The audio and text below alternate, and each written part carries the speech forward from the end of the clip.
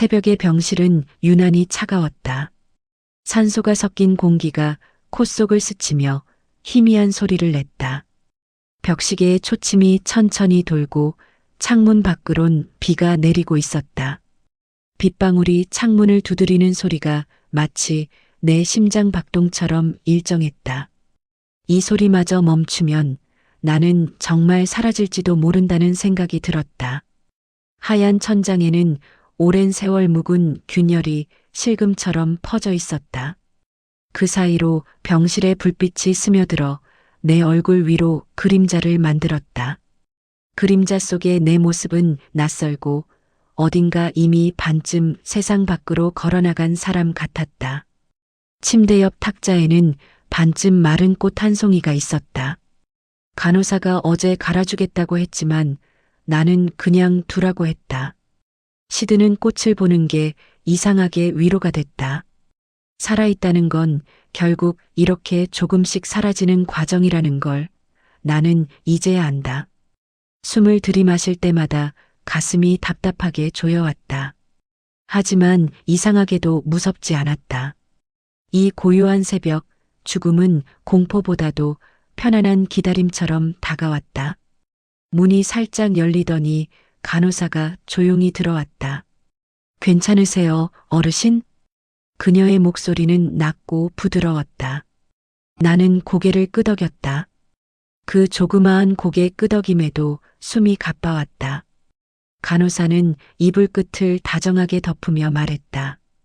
오늘은 가족분께 연락드릴까요? 나는 잠시 눈을 감았다가 떴다. 가족이라. 그 단어는 여전히 낯설고 무겁다. 한때는 그 말 하나로 살아온 날들이 있었는데 지금은 그 이름이 나를 더 외롭게 만든다. 아들은 몇 해 전 집을 나가며 문을 세게 닫았다. 그 문이 닫히는 소리가 아직도 귓가에 남아있다. 아버지는 늘 자기 생각만 하잖아요. 그 말은 나를 꽂았다. 그날 이후로 전화 한 통 없었다. 명절도 생일도 아무것도. 처음엔 기다렸다. 잠깐의 서운함이겠지. 화가 풀리면 돌아오겠지. 그렇게 믿었다. 하지만 세월은 그런 희망을 아주 느리게 말라붙게 했다. 어느 순간부터는 그 아이의 목소리조차 머릿속에서 흐릿해졌다. 나는 간호사의 손을 바라보았다. 젊고 따뜻한 손이었다. 언젠가 아들도 내 손을 이렇게 꼭 잡던 때가 있었다. 유치원 첫날 교실 문 앞에서 겁이 나 울던 그 아이의 손. 나는 그 손을 꼭 잡고 말했다. 괜찮다, 아빠가 여기 있다. 그때의 작은 손이 이젠 나를 밀어내는 큰 손이 되었다. 세월은 그렇게 잔인하다. 간호사가 조심스럽게 내 얼굴을 살폈다.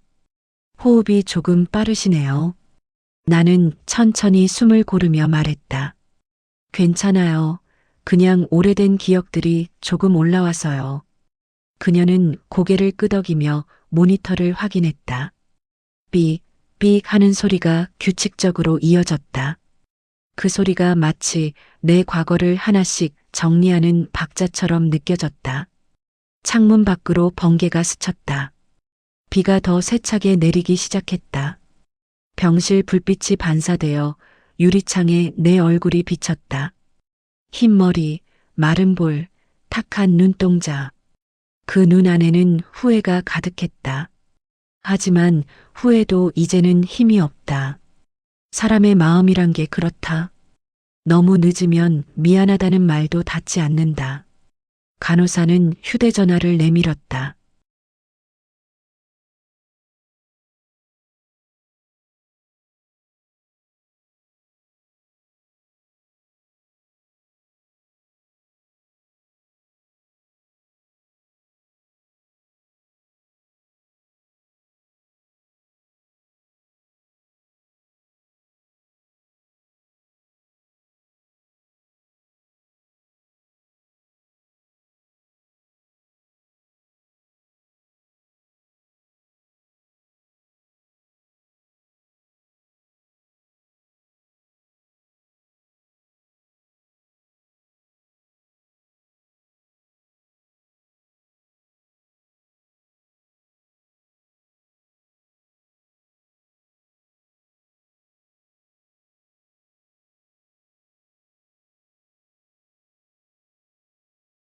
아침이 오기도 전에 병실 문이 다시 열렸다.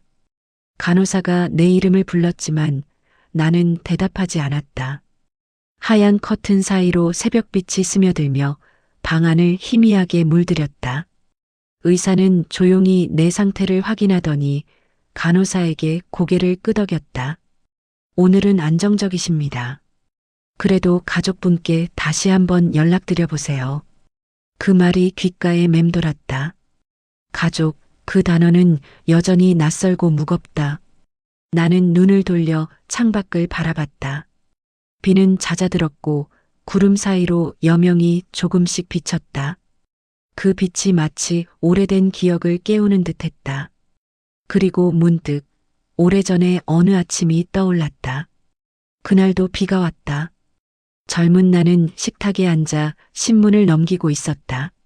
아빠, 오늘은 같이 가요. 초등학교에 막 들어간 아들이 책가방을 메고 내 옆으로 달려왔다. 나는 시계를 보며 말했다. 아빠는 회의가 있어서 못 가. 그 아이의 얼굴이 순식간에 굳었다.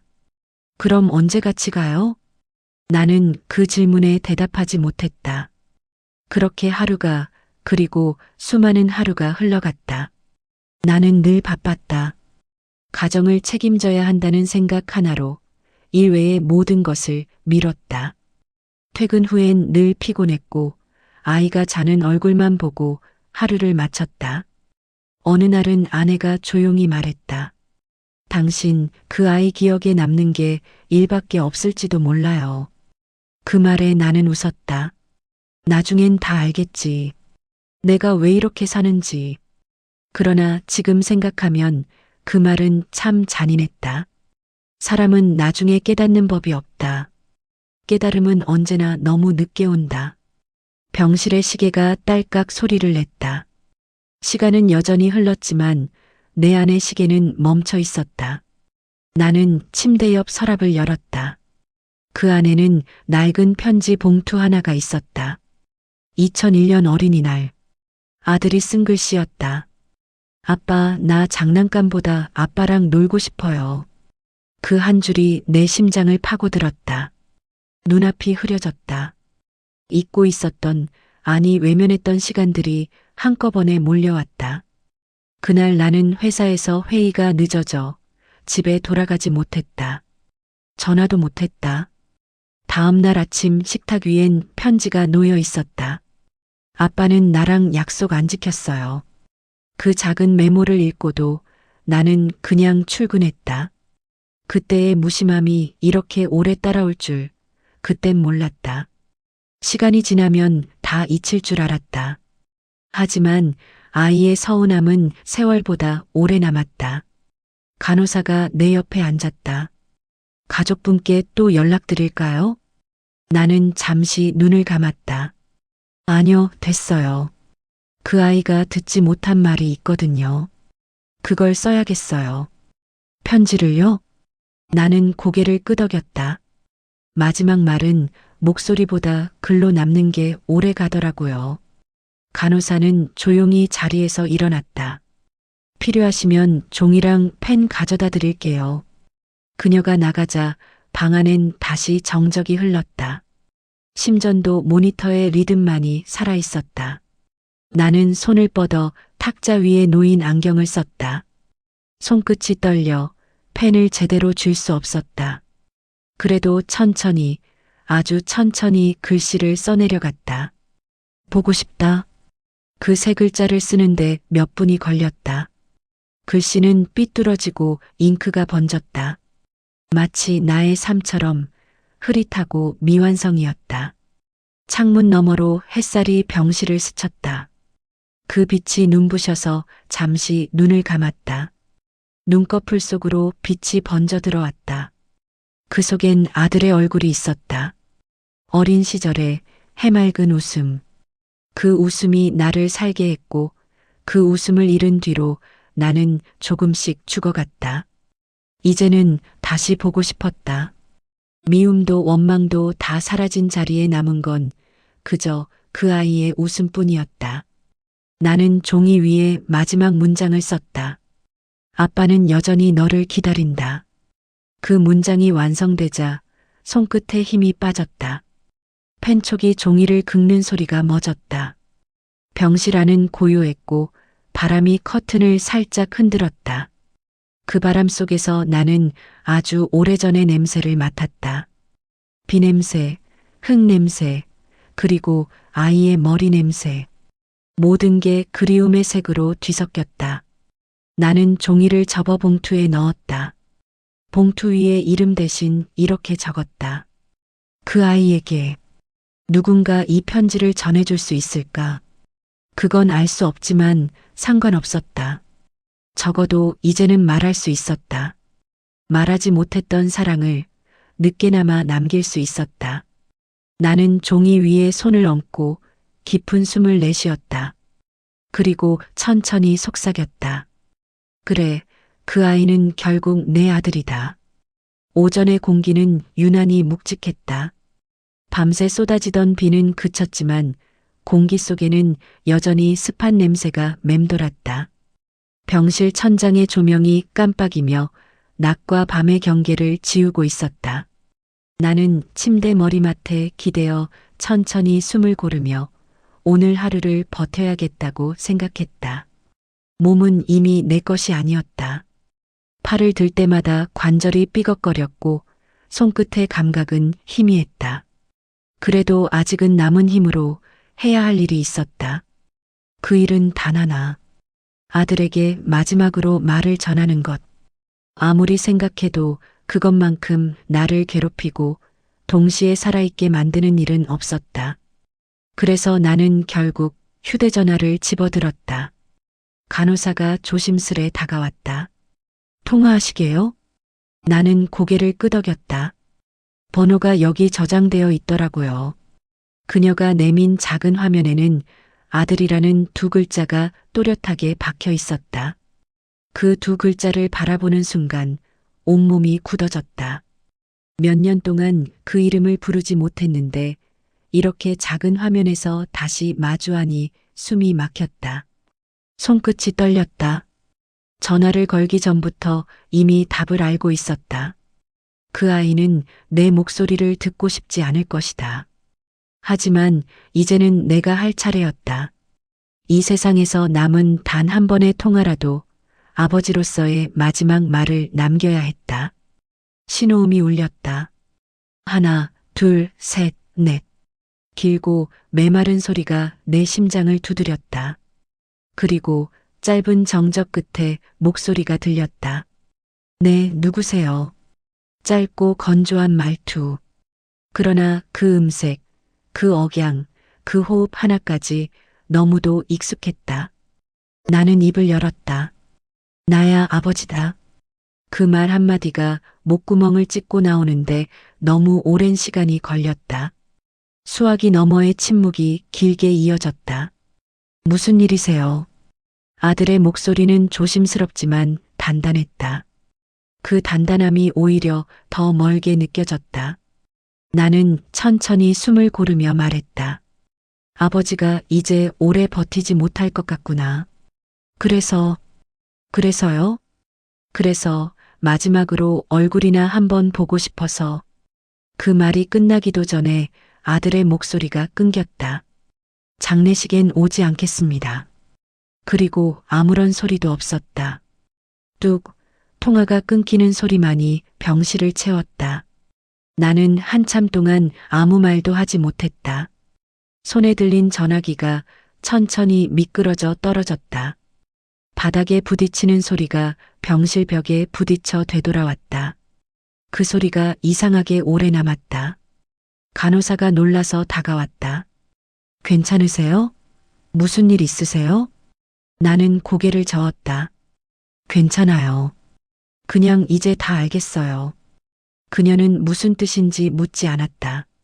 대신 조용히 전화를 주워 침대 옆 탁자 위에 올려두었다. 나는 그 화면 속 검은 여백을 오래 바라봤다. 창문 너머로 햇살이 스며들었다. 그 빛이 내 얼굴을 스치며 희미하게 따뜻했다.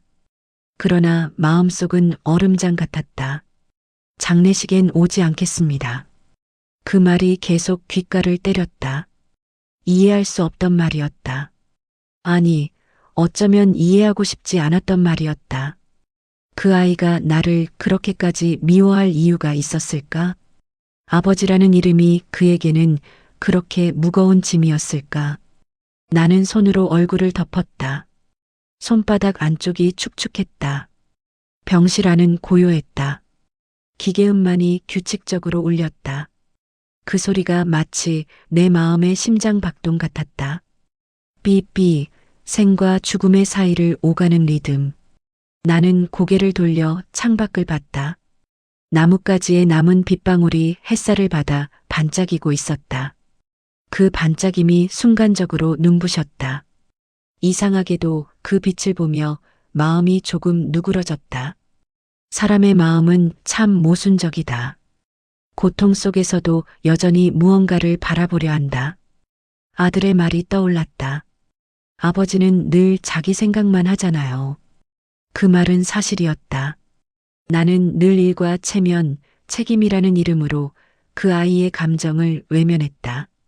한 번이라도 제대로 이야기를 들어줬다면 어땠을까?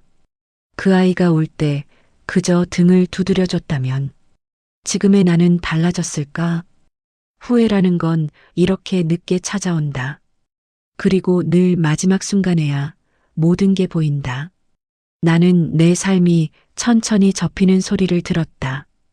간호사가 조용히 물컵을 내밀었다. 물 좀 드실래요? 나는 고개를 끄덕였다.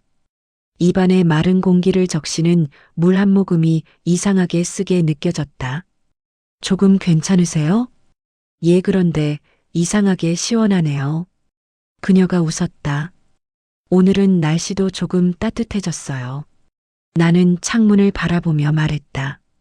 따뜻한 날은 그 애가 태어나던 날 같아요. 그 말에 간호사는 고개를 갸웃했다. 나는 천천히 말을 이었다. 그날도 이렇게 햇살이 부드러웠어요. 그날의 기억이 선명하게 떠올랐다. 아내는 땀에 젖은 얼굴로 나를 보며 웃었다. 이 아이 당신이랑 닮았어요. 작고 따뜻한 손을 내 품에 안았을 때의 그 느낌. 그때의 나는 몰랐다. 그 손이 언젠가 나를 밀어내리라는 걸. 그 손이 내 마지막 날 전화를 끊을 줄은 상상도 못했다.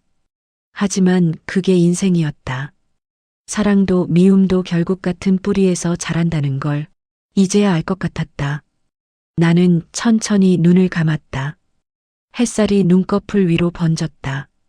그 빛 속에서 어릴 적의 아들이 웃고 있었다. 아빠, 나랑 놀자. 그 목소리가 귓가에 맴돌았다. 나는 속삭이듯 대답했다. 그래, 놀자. 이번엔 정말로. 그러나 그 말은 공기 속으로 스며들어 사라졌다.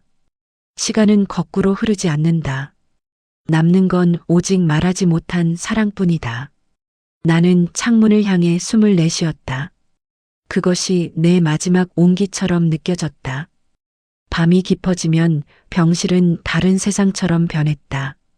낮에는 의료기계의 소리와 발자국이 가득했지만 해가 지면 그 모든 소음이 사라지고 오직 내 숨소리만 남았다. 어둠은 천천히 벽을 타고 내려와 내 몸을 감쌌다. 나는 침대 위에서 허공을 바라보았다. 천장의 불빛은 희미했고 창문 밖에 가로등 불빛이 커튼 틈으로 스며들었다. 그 희미한 빛이 마치 오래된 기억을 깨우는 듯했다. 나는 손을 뻗어 탁자 위에 있는 낡은 공책을 집었다. 표지는 누렇게 바랬고 모서리는 닳아 있었다. 이 공책은 내 인생의 기록이자 나만이 알고 있는 회한의 흔적이었다. 그리고 그 안에는 오직 한 사람의 이름만이 수없이 반복되어 있었다. 준호. 아들의 이름이었다. 나는 그 글자를 손가락으로 천천히 쓸어내렸다. 오래된 잉크의 감촉이 거칠게 느껴졌다. 수십 년 동안 그 이름을 부를 때마다 감정의 모양이 달라졌다. 처음엔 사랑이었고, 나중엔 기대였고, 그 후엔 미움이었으며, 이제는 오직 그리움이었다. 나는 공책을 펼쳤다. 거기엔 어린 시절의 기억들이 삐뚤삐뚤한 글씨로 적혀 있었다. 아빠, 나 오늘 축구 시합에서 골 넣었어요. 그 아래엔 내가 쓴 답장이 있었다. 그래, 대단하다. 다음엔 아빠도 보러 갈게. 하지만 나는 가지 않았다. 그날 회사에서 회식이 있었고 중요한 거래처와 약속이 있었다. 그 아이는 다음날 학교에서 상장을 받아왔지만 나에게는 그날의 기억이 없다. 지금 생각하면 그 한 번의 약속을 어긴 게 모든 시작이었는지도 모른다. 작은 불신이 쌓여 벽이 되고 벽은 침묵으로 굳어간다. 나는 그 벽을 부수려 하지 않았다. 대신 일로 채웠고 돈으로 위로했다. 아빠는 너를 위해 일하는 거야. 그 말을 믿었던 건 오직 나뿐이었다. 아이는 어느새 나를 부르지 않았다. 공책 속의 글씨들이 점점 흐릿해졌다. 눈물이 아니었다. 시력이 나빠진 탓도 아니다. 그저 마음이 더 이상 그 글자를 붙잡을 힘이 없었다. 나는 펜을 들어 새로운 페이지를 펼쳤다. 오랜만에 손에 쥔 펜은 낯설었다. 손끝의 떨림이 멈추질 않았다. 그래도 써야 했다. 말로는 전하지 못했던 것을 글로 남겨야 했다. 이게 나에게 남은 마지막 의무이자 고백이었다. 그래서 나는 천천히, 아주 천천히 글을 쓰기 시작했다. 준호야, 아빠가 너한테 잘못한 게 많다. 그땐 몰랐다. 사람이 사랑을 표현하지 않으면 사랑이 사라진다는 걸. 글씨가 비뚤어졌고 잉크가 번졌다. 손이 아파서 잠시 멈췄다가 다시 펜을 들었다. 내가 집을 나가던 날 문이 닫히는 소리를 들었어. 그 문소리가 아직도 내 귀에 남아있다. 그건 분명 내가 내게 남긴 마지막 인사였을 거야. 그때 잡았어야 했는데 미안하다. 문장마다 숨이 섞여 나왔다. 마치 오래된 한숨이 글씨 속으로 스며드는 듯했다. 나는 잠시 펜을 내려놓고 창문 쪽으로 시선을 돌렸다. 어둠 속에서 병원 앞 정원의 가로등이 깜빡였다. 그 불빛이 비에 젖은 나뭇잎 위로 반사되어 반짝거렸다. 그 모습을 보자 문득 한 장면이 떠올랐다. 어릴 적 준호가 뛰놀던 여름밤, 그 아이는 매미 껍질을 주워들고 나에게 달려왔다. 아빠, 이거 살아있는 거야? 나는 웃으며 대답했다. 이건 껍질이야. 하지만 껍질도 예쁘지? 그때의 아이는 고개를 갸웃하더니 말했다. 그래도 이 껍질 안엔 아빠가 있던 것 같아. 그 말이 그땐 그냥 귀엽게 들렸는데 지금 생각하면 이상하게 가슴이 저렸다. 나는 다시 공책을 덮었다. 밤은 깊어졌고 병실의 공기는 점점 더 차가워졌다. 산소 호스 끝에서 미세하게 바람이 새어나오는 소리가 들렸다. 그 소리가 마치 시간의 틈새처럼 느껴졌다. 나는 손을 이불 밖으로 꺼내 공책 위에 올려두었다. 손바닥의 온기가 종이에 닿았다. 그 따뜻함이 오래도록 남길 바랐다. 누군가 이 글을 발견한다면 그 아이가 아니라도 내 마음을 조금은 알아주길 바랐다. 아버님, 불 꺼드릴까요? 간호사의 목소리가 조용히 들렸다. 나는 고개를 저었다. 괜찮아요. 조금만 더 켜두세요. 그녀는 고개를 숙이고 나갔다. 문이 닫히자 병실은 다시 고요해졌다. 나는 천천히 공책을 가슴 위에 올려두었다. 심장의 박동이 종이 너머로 전해졌다. 마치 글씨 하나하나가 내 숨결을 따라 뛰는 것 같았다. 그 박동이 멎을 때 이 공책이 내 목소리를 대신해 주길 바랐다. 눈꺼풀이 무거워졌다. 의식이 점점 흐려지면서 오래된 목소리들이 들려왔다. 아내의 웃음소리, 아들의 웃음소리, 그리고 내 젊은 날의 숨소리. 그 소리들이 뒤섞여 하나의 기억이 되었다. 그 기억 속에서 나는 다시 아이를 품에 안고 있었다. 아빠, 나 커서 뭐가 될까? 그때의 나는 웃으며 말했다. 행복한 사람, 그게 제일 좋지. 그 대답이 이제야 나를 울린다. 행복은 늘 말하지 못한 순간에 머문다는 걸. 나는 눈을 감았다. 공책 위에 올린 손끝이 미세하게 떨렸다. 창문 밖에서 새벽이 오고 있었다. 먼 하늘이 희미하게 밝아오며 어둠이 물러났다. 마지막 남은 생각이 하나 떠올랐다. 이 편지가 그 아이에게 닿을까? 닿지 않더라도 괜찮았다. 이건 그 아이를 위한 글이면서 동시에 나 자신을 위한 용서였다.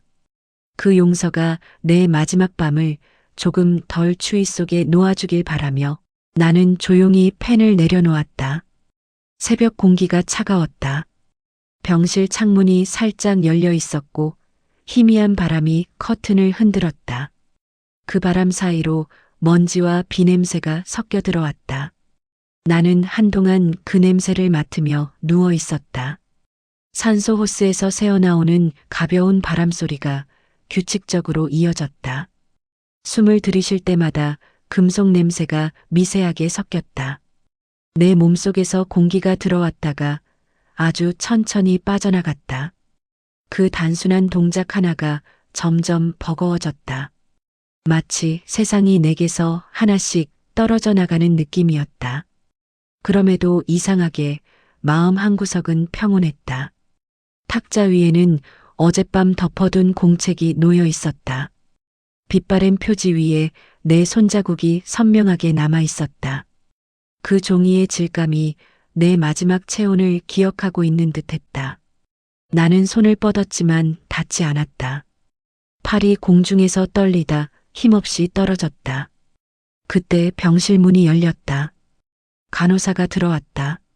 잠은 좀 주무셨어요? 나는 미소를 지었다. 조금요. 꿈을 꿨어요. 좋은 꿈이었나요? 그 아이가 나를 보던 때의 꿈이었어요.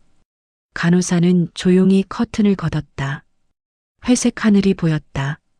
오늘은 비가 오겠네요. 그녀가 말하자 나는 고개를 천천히 끄덕였다. 비. 그 단어는 내 인생의 배경음 같았다. 아들이 태어난 날에도 비가 왔고 집을 나가던 날에도 비가 내렸다. 그리고 지금 내 마지막 시간에도 비가 내릴 것 같았다.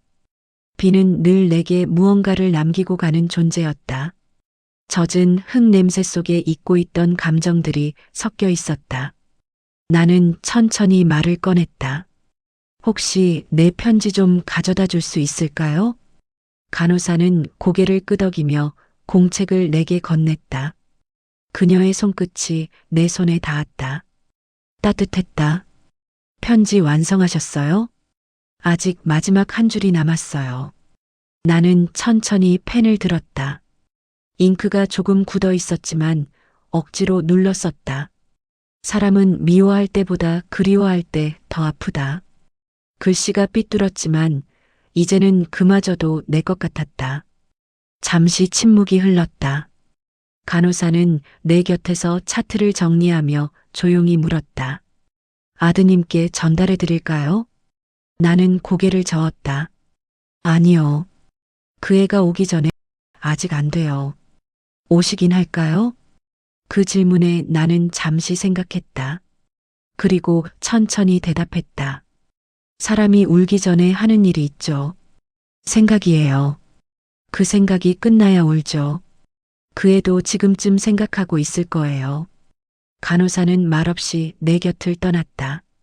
문이 닫히며 병실 안은 다시 조용해졌다. 그 순간 나는 마음속 깊은 곳에서 무언가 터져 나오는 걸 느꼈다. 후회였다. 눈앞에 아들의 얼굴이 떠올랐다. 어릴 적 나를 따라 걸으며 묻던 그 말. 아빠, 사람은 왜 늙어요? 나는 대답하지 못했다. 그냥 시간이 지나서 그런 거야. 그 아이는 고개를 갸웃했다. 그럼 시간은 언제 멈춰요? 그 질문이 이렇게 오래 남을 줄은 몰랐다. 지금 나는 그 대답을 알 것 같았다. 시간은 사랑이 멈출 때 멈춘다. 우리가 서로의 이름을 부르지 않을 때, 그때부터 멈춘다. 나는 그 단순한 진실을 너무 늦게 깨달았다. 창밖에서 천둥 소리가 멀리서 울렸다. 이어 곧 비가 떨어지기 시작했다. 처음엔 조용히, 이내 점점 굵어졌다. 빗소리가 창문을 때리며 병실 안으로 퍼졌다. 그 소리는 마치 오래된 노래처럼 낯설지 않았다. 나는 그 리듬에 맞춰 눈을 감았다. 창문 너머로 번개가 스쳤다. 순간 하얀 빛이 병실을 가득 채웠다. 그 빛 속에서 무언가가 보였다. 하얀 천이에 놓인 내 편지, 그리고 공책 위로 떨어지는 빗방울. 그 한 방울이 잉크를 번지게 했다. 준호야라는 글씨가 서서히 퍼져나갔다.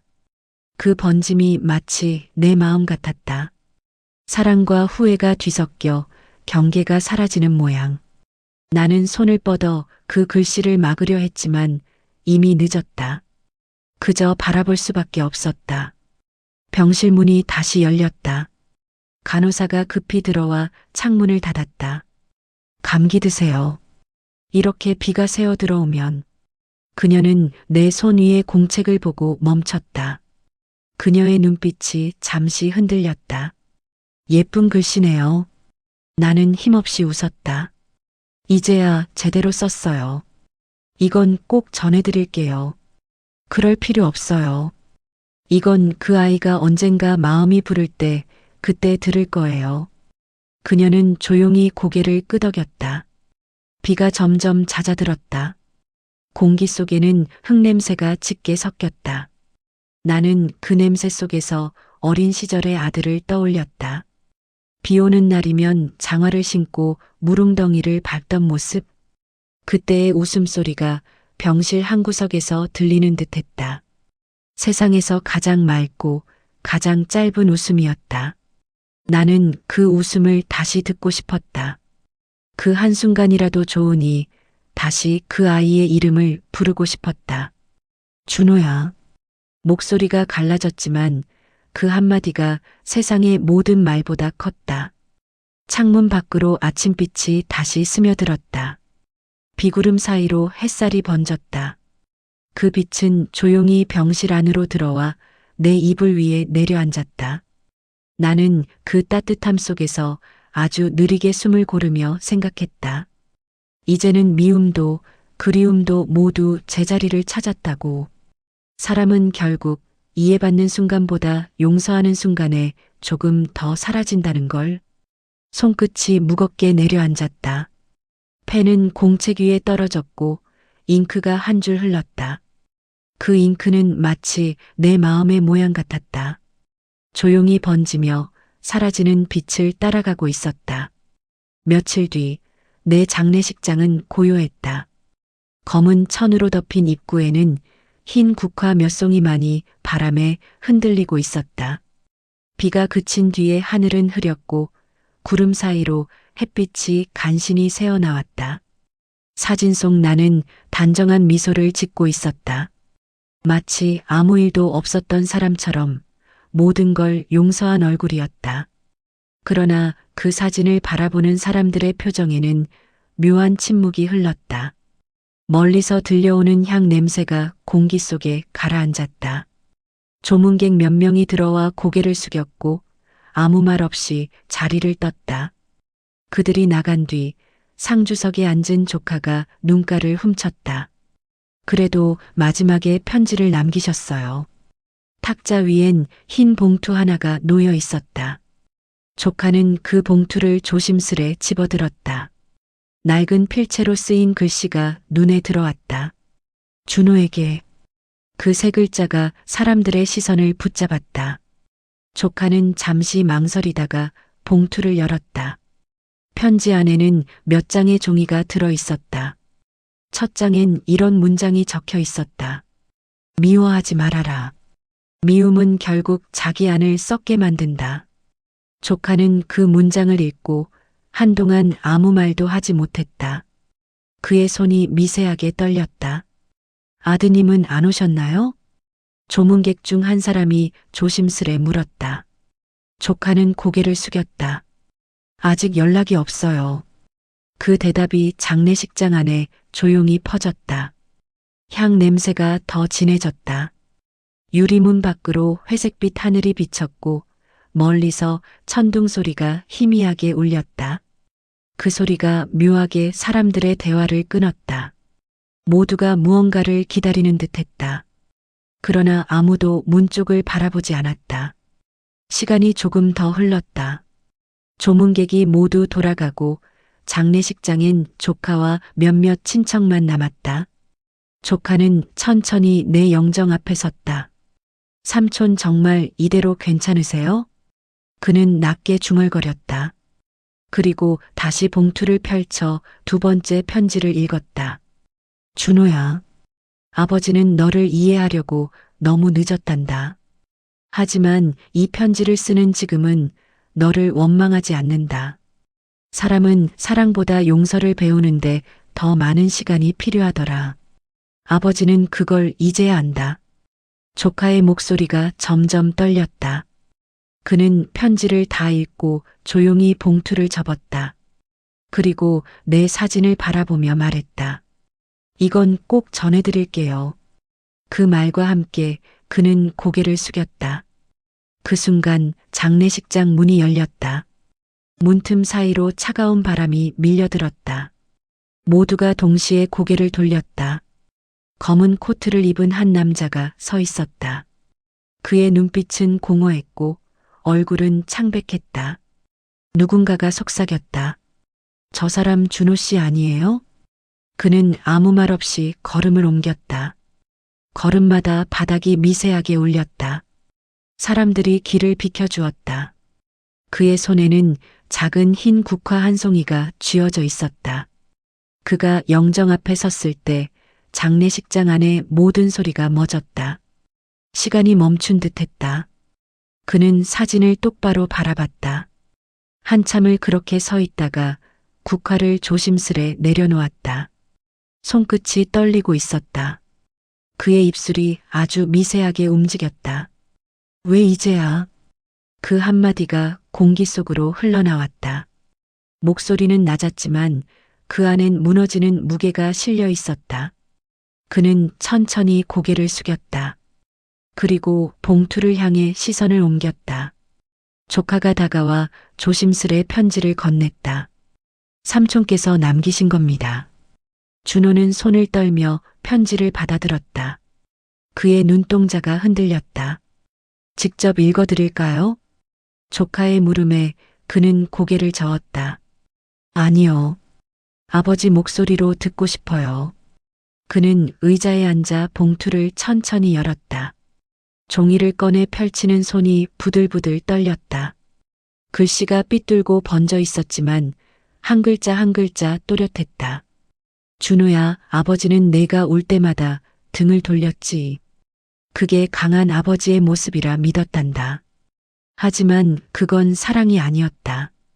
너를 키운 건 내 자존심이었고 그 자존심이 너를 멀리 밀어냈지. 이제야 안다. 사람은 자식에게 빚을 지고 태어난다는 걸. 아버지는 그 빚을 다 갚지 못하고 간다.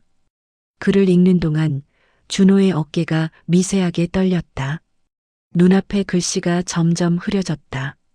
그는 종이를 꽉 쥔 채 한참 동안 움직이지 않았다. 그의 입술이 떨렸다. 아버지. 한마디가 겨우 흘러나왔다. 그 소리는 울음인지 기도인지 알 수 없었다. 그는 영정 앞에 무릎을 꿇었다. 손끝이 바닥을 짚으며 힘없이 떨렸다. 눈물이 국화 위로 떨어졌다.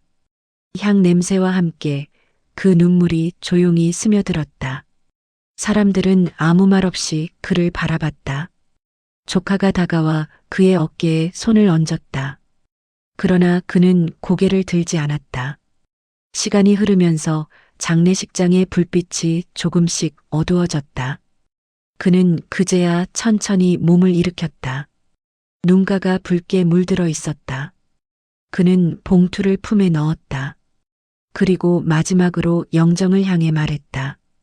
이제야 들리네요, 그 말이. 그 말과 함께 그는 조용히 고개를 숙였다.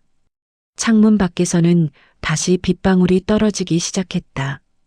작은 소리가 천천히 지붕을 두드렸다. 그 빗소리와 함께 향 냄새가 다시 퍼져나갔다. 사람들은 모두 자리를 떴다. 조카는 문을 닫으며 마지막으로 장례식장을 돌아봤다. 그곳엔 아직 준호가 서 있었다. 그는 여전히 사진을 바라보고 있었다. 입술이 아주 작게 움직였다. 아버지, 이제 집에 가요. 그 한마디가 공기 속에 남았고 빗소리 속으로 천천히 흩어졌다. 비는 멈췄지만 하늘은 여전히 잿빛이었다. 장례식장 바깥 공기는 눅눅했고 흙냄새가 진하게 밴 바람이 천천히 불었다. 사람들은 흩어지고 검은 옷을 입은 남자들만이 남아 정리를 하고 있었다.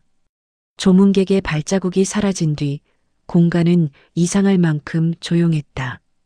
준호는 홀로 영정 앞에 앉아 있었다. 조명이 낮게 깔려 그의 그림자가 바닥에 길게 드리워졌다. 향로에서 피어오르는 연기가 천천히 흐르며 공기 속에서 흩어졌다. 그 냄새가 코 속 깊이 스며들 때마다 그는 가슴 한가운데가 조여드는 걸 느꼈다. 손에는 아직도 편지가 쥐어져 있었다. 종이는 젖어 있었고 잉크는 번져 있었다.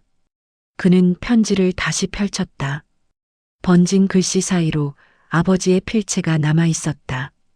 사람은 누구나 돌아갈 곳을 하나쯤 잃고 산단다.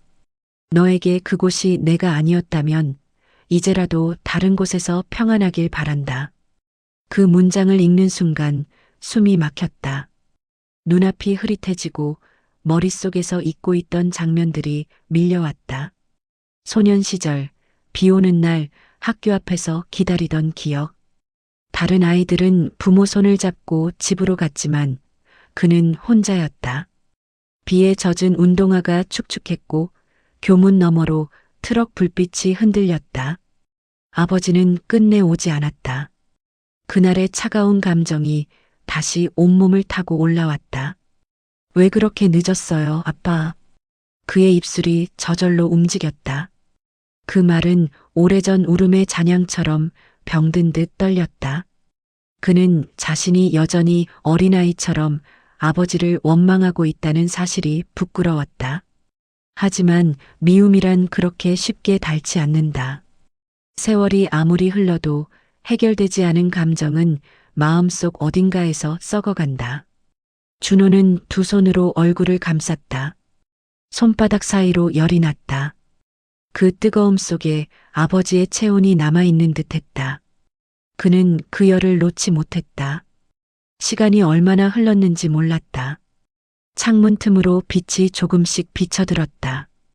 먼 하늘이 천천히 밝아오고 있었다. 준호는 의자에서 몸을 일으켰다. 사진 속 아버지가 여전히 웃고 있었다. 그 미소는 생전의 기억보다도 따뜻해 보였다. 그는 손을 뻗어 사진을 어루만졌다. 이제 알겠어요. 당신은 늘 말보다 일을 앞세웠지만 그게 사랑이었다는 걸. 그의 목소리가 점점 낮아졌다. 조카가 문가에서 그를 바라보고 있었다. 이제 가실래요? 준호는 고개를 저었다. 조금만 더 있다 갈게요. 그는 다시 의자에 앉아 향을 피웠다. 향 연기가 천천히 올라가다 허공에서 흩어졌다. 그 모양이 마치 누군가의 손끝 같았다. 잠시 후 그는 손을 모으고 눈을 감았다. 입술이 천천히 움직였다. 아버지, 나 이제 미워하지 않겠습니다. 그 말이 공기 속으로 퍼져나갔다. 그 순간 외부의 바람이 문틈으로 스며들었다. 향이 흔들리고 불빛이 살짝 깜빡였다. 그는 천천히 눈을 떴다. 방 안 공기가 이상하게 따뜻했다. 누군가 곁에 앉아 있는 듯한 느낌이 들었다. 그는 시선을 돌렸지만 아무도 없었다. 그럼에도 어딘가에서 숨소리가 들려오는 듯했다. 자신의 심장이 두근거리는 소리와 섞여 그것이 마치 대화처럼 들렸다. 그는 그 소리를 놓치지 않으려 조용히 숨을 죽였다. 그때 봉투 속에서 떨어진 작은 종이 조각 하나가 눈에 띄었다. 그는 몸을 숙여 그것을 집어들었다. 작은 메모지 한 장. 잉크는 번져 있었지만 글씨는 분명했다. 준호야, 사람은 떠나도 말은 남는다. 말은 너를 아프게도 하지만 언젠간 너를 다시 일으킨단다. 그 문장을 읽자마자 눈물이 뺨을 타고 흘렀다. 그는 두 손으로 얼굴을 감쌌다. 소리가 새어나왔다. 그 울음은 억눌린 세월의 시간들이 한꺼번에 터져나온 소리였다. 조카가 천천히 다가와 그의 옆에 앉았다. 삼촌. 그는 대답하지 않았다. 조카가 대신 향로에 손을 얹고 불을 붙였다. 불씨가 작게 타올랐다. 준호는 그 불빛을 오래 바라봤다. 그 빛이 점점 흔들리며 작아졌다. 이제야 조금 알 것 같아요. 그는 조용히 말했다. 사람은 미움보다 용서를 먼저 배웠어야 했다는 걸. 그 말에 조카는 아무 말도 하지 못했다. 시간이 흘러 저녁 무렵이 되었다. 장례식장 안은 이미 텅 비어 있었다. 조카는 잠시 나가 있었고 준호는 홀로 남았다. 그는 봉투를 품에 안고 문을 열었다. 바깥 공기가 얼굴을 스쳤다. 비에 젖은 땅에서 김이 피어올랐다. 길 위로 노을빛이 스며들었다. 그는 하늘을 바라보며 속삭였다. 아버지, 다음 생에는 그냥 친구처럼 그때는 그렇게 살아요. 그 말이 바람에 실려 어딘가로 사라졌다. 그는 천천히 발걸음을 옮겼다. 장례식장의 불빛이 뒤에서 꺼졌다. 조용히 문이 닫히는 소리가 들렸다. 그의 그림자가 길게 늘어지며 어둠 속으로 이어졌다. 주머니 속에서 편지가 구겨지는 감촉이 느껴졌다. 그는 손으로 봉투를 꼭 쥐었다. 그리고 마음속으로 중얼거렸다. 이제야 진짜 작별이구나. 그 순간 하늘 끝에서 빛이 스며들었다. 그 빛은 오래된 상처 위에 천천히 내려앉았다. 저녁이 완전히 내려앉았다. 장례식장 불빛이 꺼지자 공간은 마치 세상의 끝처럼 고요해졌다. 문 밖의 공기는 차가웠고 젖은 흙에서 올라오는 냄새가 발끝에 스며들었다. 준호는 주머니 속에 편지를 넣은 채 한참을 서 있었다. 길가의 가로등 불빛이 희미하게 깜빡였다. 그 빛이 마치 아버지의 숨결처럼 흔들렸다. 그는 천천히 발을 옮겼다. 어디로 가야 할지 몰랐지만 그래도 걸었다. 걸음마다 바닥에서 젖은 소리가 났다. 그 소리가 어쩐지 아버지의 숨소리처럼 느껴졌다. 도로 끝에는 낡은 벤치가 있었다. 그는 그 위에 앉았다.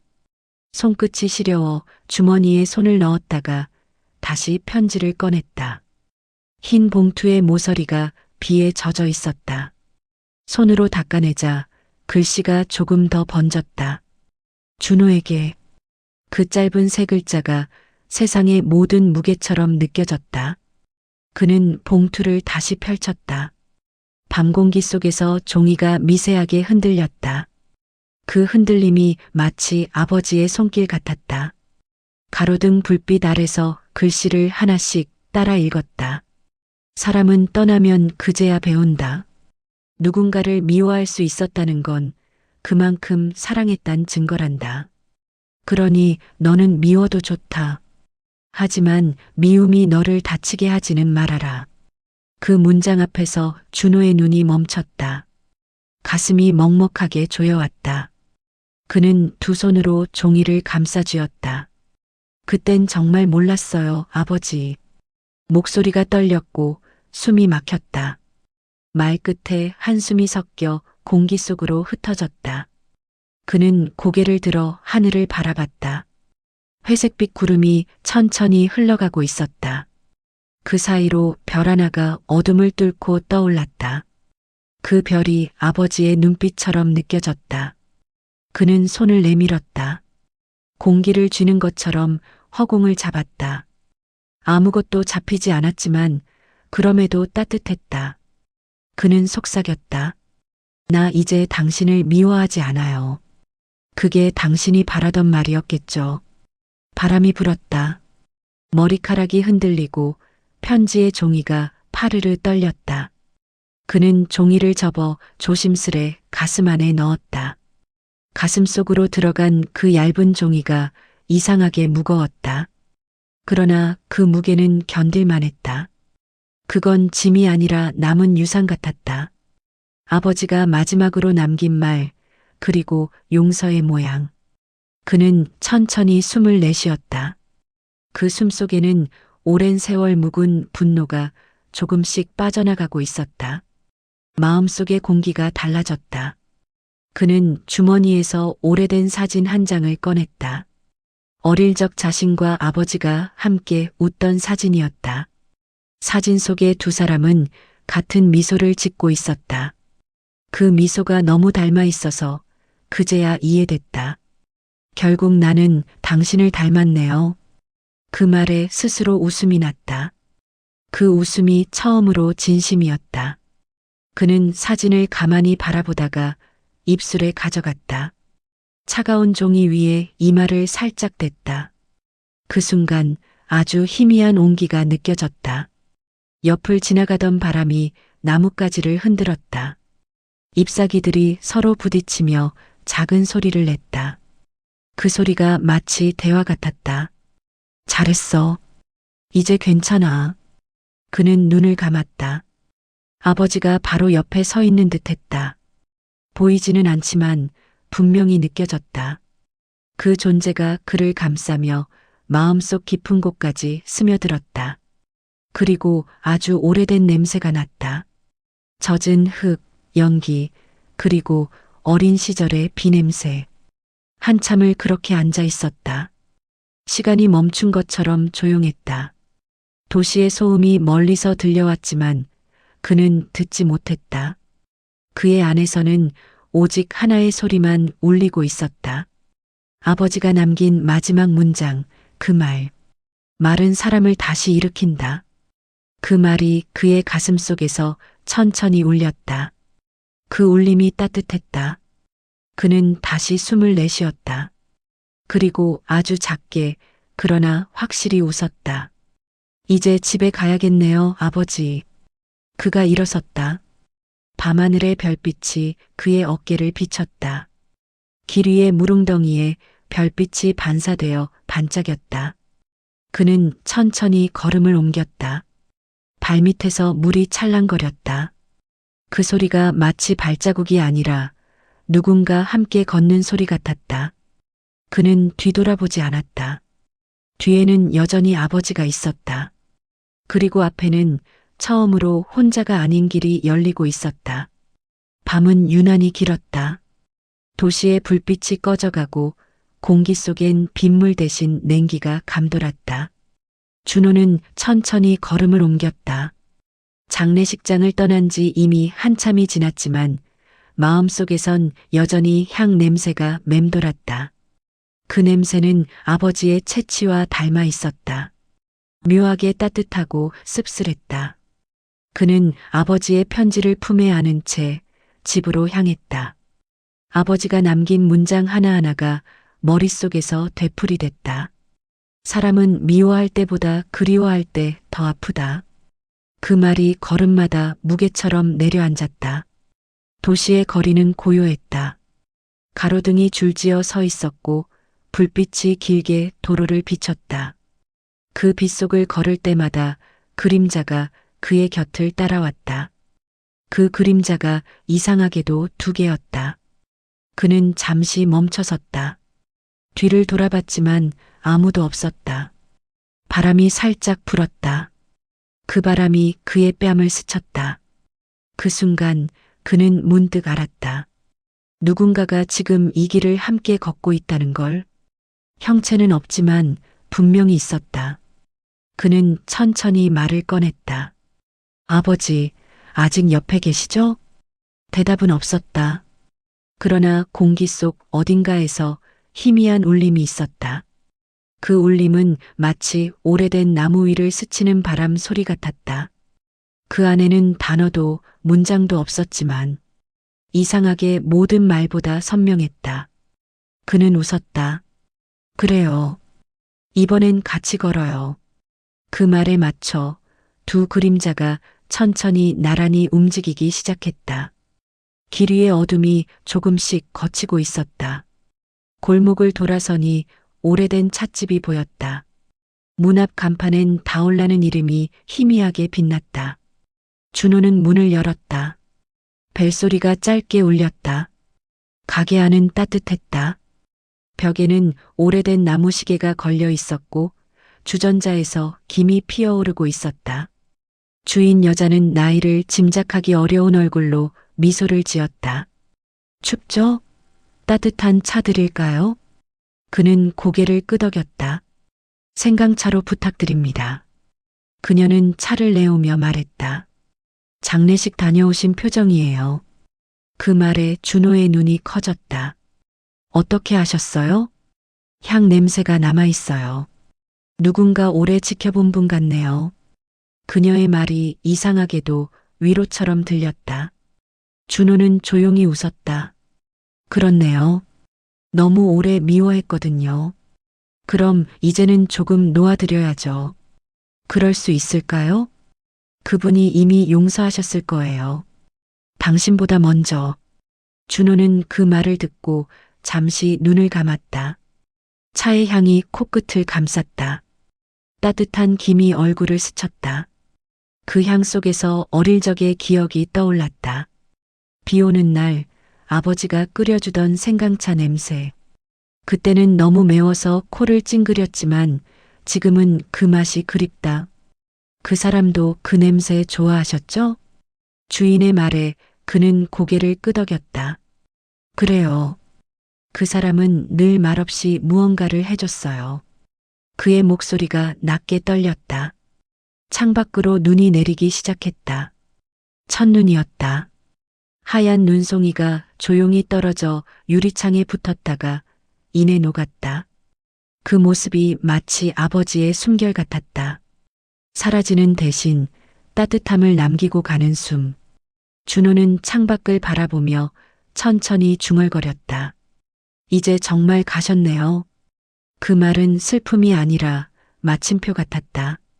그는 차를 다 마신 뒤 자리에서 일어섰다. 주인은 미소를 지으며 말했다. 다음엔 따뜻한 차가 아니라 따뜻한 마음으로 오세요. 그는 고개를 숙였다. 가게 문을 나서자 공기가 조금 부드러워져 있었다. 눈은 계속 내리고 있었고 거리는 하얗게 변해가고 있었다. 그는 주머니 속 편지를 꺼내 하늘을 올려다봤다. 눈송이 하나가 봉투 위에 내려앉았다. 그 순간 바람이 불었다. 봉투가 살짝 흔들리며 열린 틈 사이로 종이 한 장이 나왔다. 그 종이는 천천히 공중을 돌며 떨어졌다. 그는 급히 손을 뻗어 잡았다. 그 한 장에는 마지막 문장이 적혀 있었다. 준호야, 이제는 나 대신 너를 믿어라. 그 문장을 보는 순간 눈물이 나지 않았다. 대신 가슴속이 조용히 따뜻해졌다. 그는 하늘을 바라보며 고개를 숙였다. 그래요, 이제는 제 삶을 살아볼게요. 그 말이 눈송이 사이로 흩어졌다. 어디선가 희미하게 들려오는 소리가 있었다. 마치 누군가의 웃음 같았다. 그는 미소를 지었다. 잘 가요, 아버지. 눈은 계속 내렸다. 그는 천천히 집으로 향했다. 발자국마다 눈이 덮여 흔적이 사라졌다. 그러나 이상하게도 외롭지 않았다. 그의 가슴 속에는 여전히 따뜻한 숨이 남아 있었다. 그 숨은 더 이상 아버지의 것이 아니었다. 이제는 자신의 것이었다. 그는 하늘을 올려다보았다. 눈송이들이 내려앉은 세상은 고요하고 평화로웠다. 그는 아주 낮은 목소리로 말했다. 오늘이 참 따뜻하네요. 아침이 밝았다. 밤새 내리던 눈은 멎었고 세상은 하얀 정적 속에 잠겨 있었다.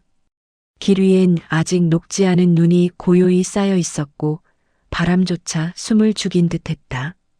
준호는 천천히 현관문을 열었다. 문틈 사이로 차가운 공기가 밀려 들어왔다. 그는 한동안 서 있었다. 이제는 더 이상 아버지가 기다리는 집도 전화를 걸 곳도 없었다. 하지만 이상하게도 그 공허함이 슬프지 않았다.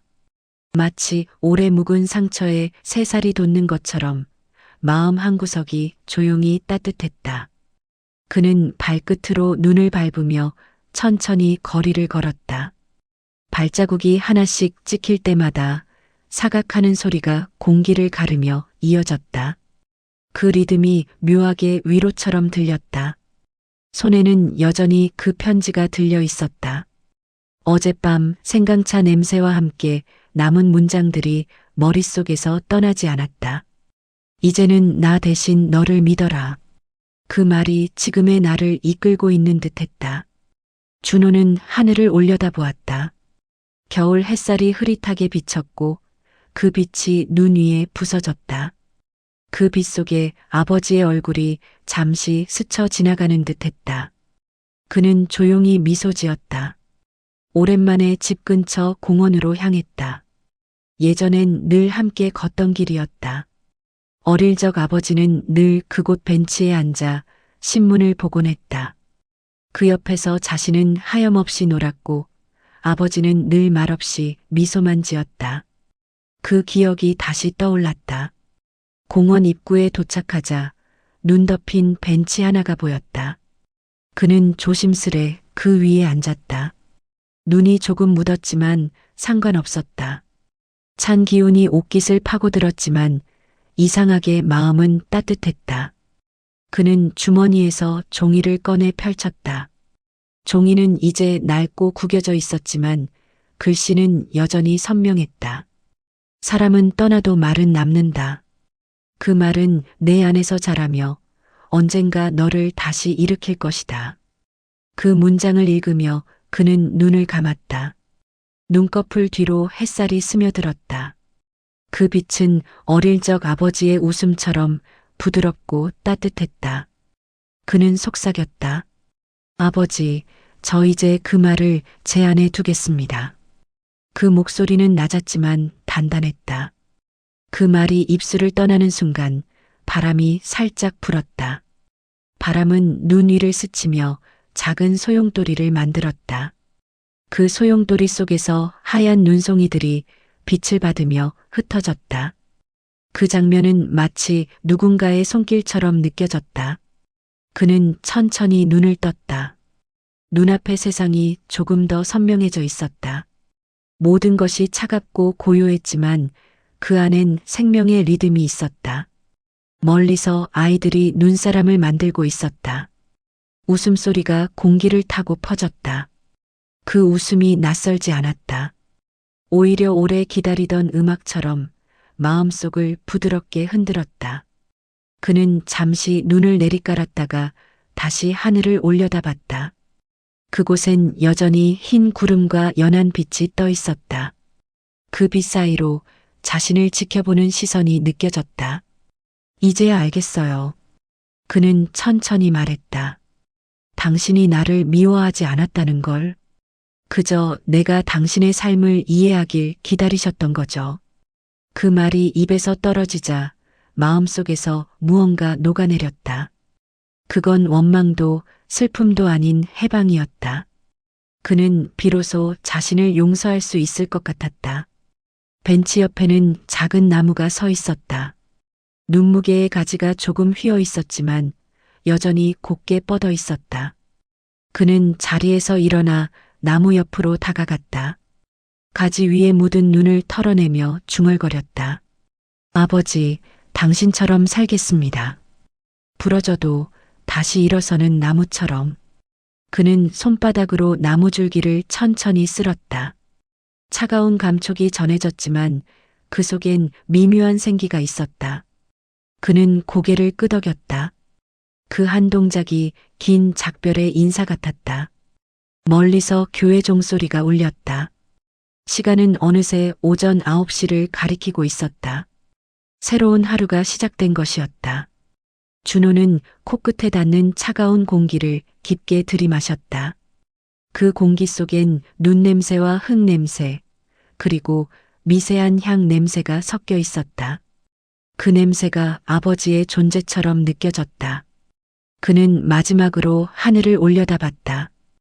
햇살이 더 짙어지고 있었다. 그 빛이 눈 위에 반사되어 눈부셨다. 그는 미소를 지었다. 이제 그만 울겠습니다. 그의 목소리는 낮았지만 확실했다. 한 걸음 또 한 걸음을 내디뎠다. 눈 위에 발자국이 새로 찍혔다. 그 발자국은 더 이상 흔들리지 않았다. 길 끝에는 따뜻한 햇살이 깔려 있었다. 그 빛이 마치 새벽의 시작처럼 새로운 생의 문을 여는 듯했다. 그는 손에 쥔 편지를 천천히 접어 코트 안에 넣었다. 그리고 가만히 중얼거렸다. 이제 제 삶을 시작하겠습니다, 아버지. 그 말과 함께 그는 천천히 걸음을 옮겼다. 그의 그림자가 눈 위에 길게 늘어졌다.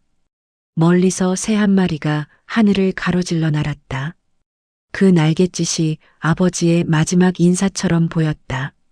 준호는 미소를 지으며 고개를 들었다. 햇살이 얼굴을 스쳤고 눈이 부셨다. 그는 그 빛을 피하지 않았다. 그 빛 속에서 자신이 새로 태어나고 있음을 느꼈다. 바람이 불었다. 그는 눈을 감고 천천히 그 바람을 마셨다.